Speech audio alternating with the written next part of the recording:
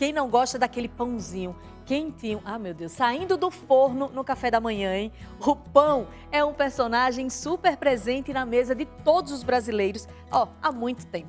Porém, de um tempo para cá, ele tem sido visto como um vilão e sempre bate aquela dorzinha na consciência quando a gente come, não é? Mas será que é isso mesmo? Você já ouviu falar em fermentação natural? Então, bora ver comigo?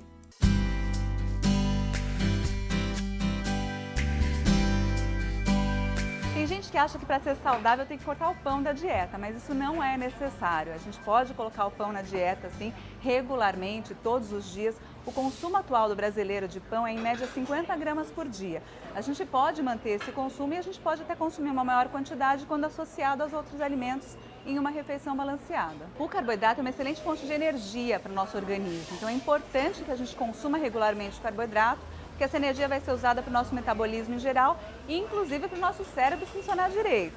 Então a gente não deve tirar o carboidrato da nossa alimentação. Quando a gente tira o carboidrato, a gente pode deixar de ter energia, a gente pode ingerir excesso de calorias dos outros tipos de nutrientes também e a gente pode ter uma perda de massa magra, porque a gente vai usar as proteínas dos nossos músculos para poder produzir energia em substituição ao carboidrato. Existem alguns tipos de pães que vão ser mais saudáveis para o nosso consumo regular, como aqueles mais ricos em fibras, aqueles pães de fermentação natural, que podem ter alguns benefícios, como, por exemplo, diminuir o índice glicêmico do pão, não é, Kleber?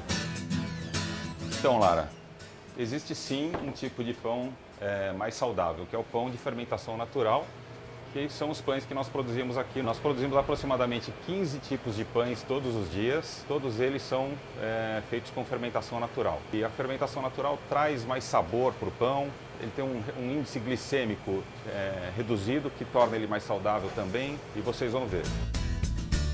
Baguetes, que já vêm da fábrica pré-assadas, os pães integrais, esse aqui é aproximadamente 75% farinha integral. Aqui nós temos focaccias, croissant, olha como veio o croissant, modelado, bonitinho. Esse é o pão português, é uma massa branca que leva bastante azeite extra virgem.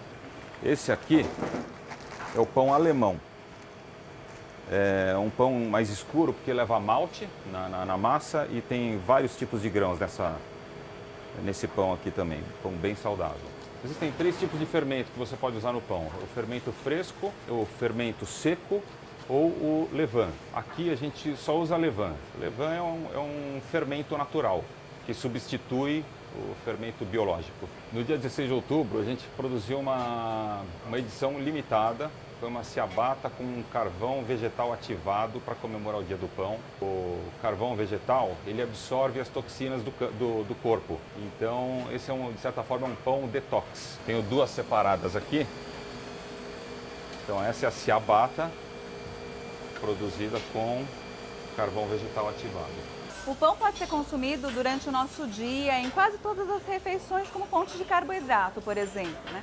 O importante é sempre a gente associar o carboidrato com outros nutrientes.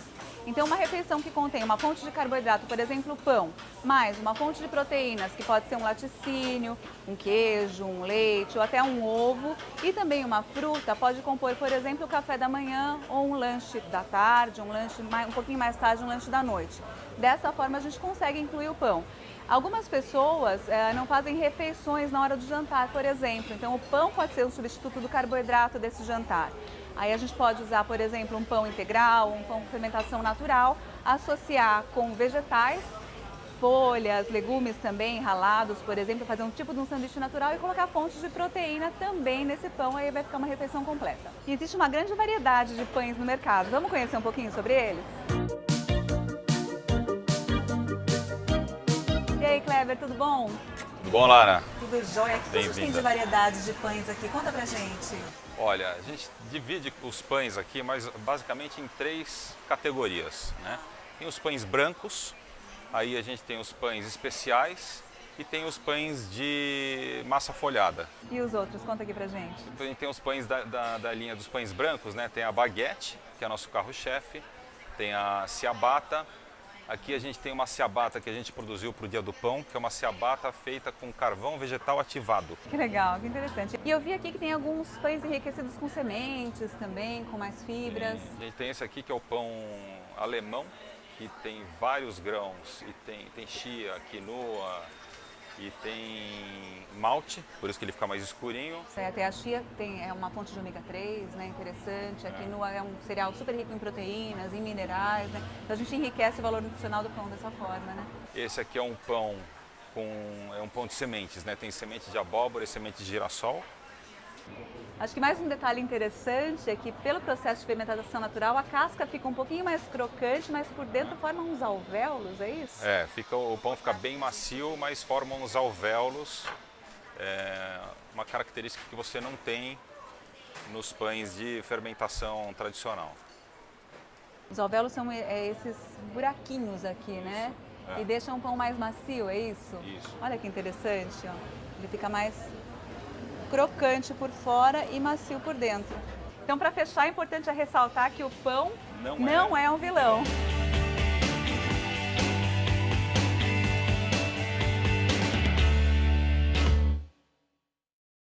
Minha gente, um pão com a manteiga derretendo, quentinho, ai, ai, ai. Depois dessa eu vou precisar ir ali, eu vou comer um pãozinho, porque essa hora da tarde cai super bem com um cafezinho, não é verdade?